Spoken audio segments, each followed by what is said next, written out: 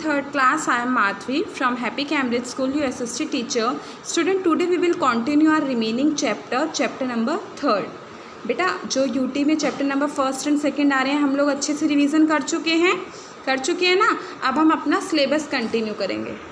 Page number 22. The southern part of India like a reserve triangle.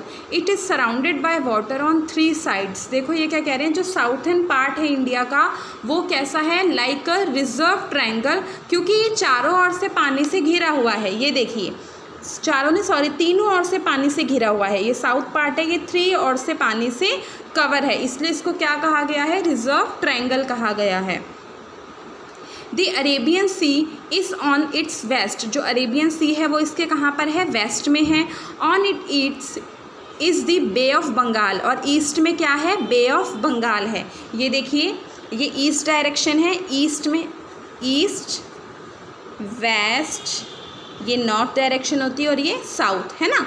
South direction में देखिए ये east part है हमारा, ईस्ट पार्ट में बे ऑफ बंगाल है। वेस्ट पार्ट में क्या है, हमारी अरेबियन सी है। वेस्ट पार्ट में क्या है, अरेबियन सी, और साउथ पार्ट में जब आप देखोगे तो इंडियन ओशियन है। ठीक है, देख रहे हो ना, 3 साइड से वाटर से कवर है, इसलिए इसे रिजर्व ट्रायंगल कहा गया है। ठीक है, चलिए आगे बढ़ते हैं। It is a peninsula. ये क्या है, पेनिनसुला है। पेनिनसुला क्या होता है, अब पेनिनसुला क्या होता है, एक ऐसा क्षेत्र, ऐसा प्लेस जो 3 साइड से वाटर से कवर होता है, वो हमारा क्या कहलाता है, पेनिनसुला है ना। तो इंडिया क्या है, पेनिनसुला है। This area has almost flat and higher than the plain is called plateau. देखो ये जो एरिया होता है ये हायर फ्लैट से थोड़ा सा ऊपर तो होता है, जैसे ये हमारी बिल्कुल प्लेन ज़मीन है, इससे थोड़ा सा ऊपर होगा, लेकिन जो हमारे माउंटेन्स हैं उससे वो छोटे होते हैं, तो उसको हम क्या कहते हैं, प्लेटूज़ कहते हैं। ठीक है, प्लेटूज़ मीन्स क्या होता है, ऐसा क्षेत्र जो समतल ज़मीन से तो थोड़ा सा ऊपर होगा, लेकिन जो हमारे पहाड़ वगैरह हैं उनसे छोटा होगा, वो हमारा क्या कहलाएगा, प्लेटू कहलाएगा। ठीक है, इट इज़ कोन शेप्ड. इसकी शेप कैसे होती है, कोन शेप्ड होती है। It covered the largest part of the country, और ये हमारी कंट्री का लार्जेस्ट पार्ट कवर करते हैं। हमारी कंट्री में मैक्सिमम जगह पे कहाँ क्या पाए जाते हैं, प्लेटूज पाए जाते हैं। It is surrounded by hills and mountains on all sides. ये जो हमारे प्लेटूज़ हैं ये हर तरफ से माउंटेन से और हिल से कवर हैं। The land here is Rocky and uneven. वहाँ की जो लैंड है वो कैसे हैं, रॉकी है और अनइवन है. अनइवन मीन्स समतल नहीं है ना, ऊबड़ खाबड़ जिसे कहते हैं ना, ऐसे हैं। Many rivers flow through this प्लेटूज़.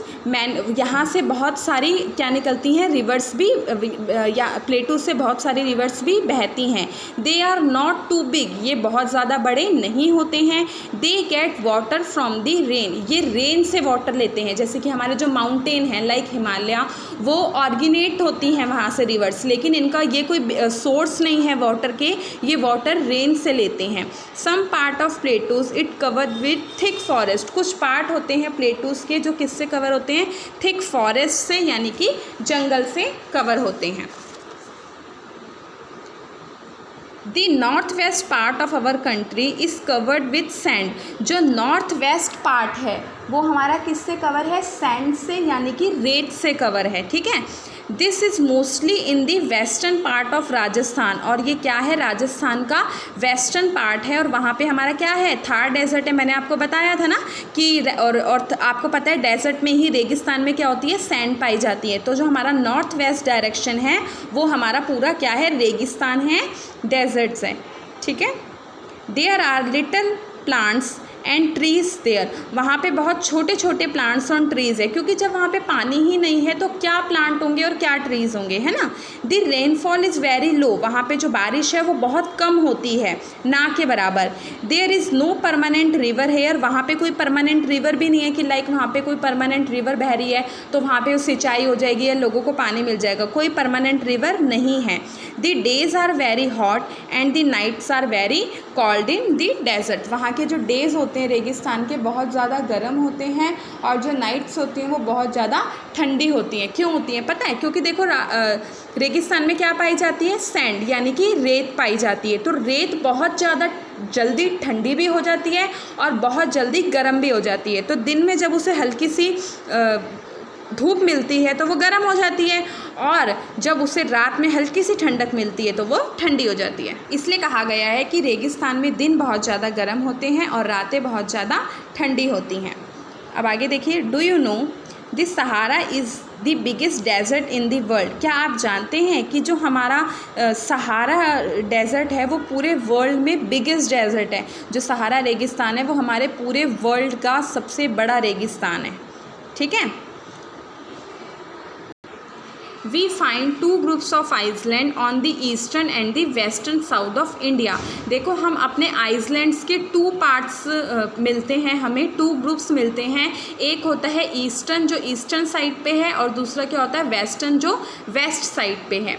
A group of island on the western side is called Lakshadweep. जो वेस्टर्न साइड पे यानी कि वेस्ट साइड पे जो हमारे ग्रुप्स हैं आइसलैंड्स के वो हमारे क्या कहलाते हैं? लक्षद्वीप कहलाते हैं। ठीक है।